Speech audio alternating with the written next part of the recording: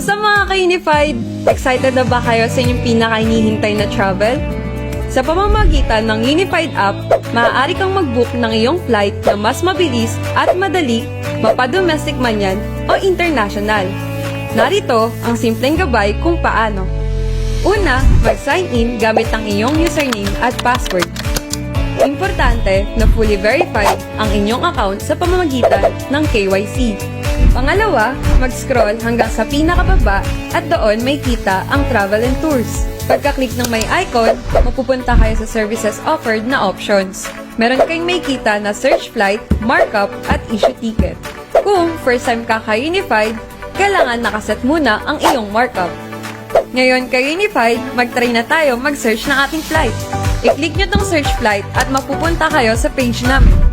Pakibasa ng maigi ang note na lalabas sa inyong screen. Piliin kung one-way or round-trip ang gusto nyong ticket. Pagkatapos, i-click ang Select Origin at piliin ang Manila. Sunod, mamili ng kung anong bansa ang gusto or planong puntahan. Mamili ng araw kung kailan aalis at babalik. Ilagay kung ilan ang magbibiyahe sa total of passengers. Pagkatapos, mag-scroll pababa hanggang sa makita ang Select an Airline. Mamili ng airline ang inyong gusto o pwede rin naman i-click ang option na Any. Kapag nakapili na ng airline, i-click ang Select Cabin Class at piliin ang Any. I-review ang detalye at kapag okay na, pwede nyo nang i-click ang Search Flight na tab sa pinaka-ibaba. Pumili ng gustong oras ng inyong flight. Pagkatapos, ilagay ang mga detalye. I-review ang mga nilagay na detalye at kapag tama ang lahat ng impormasyon, pindutin na ang Proceed button. Ilagay ang inyong detalye, first name, last name, at birthday.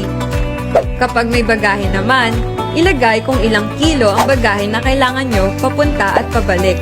Pagtapos na sagutan, i-click ang next na button para ma-review ang inyong detalye.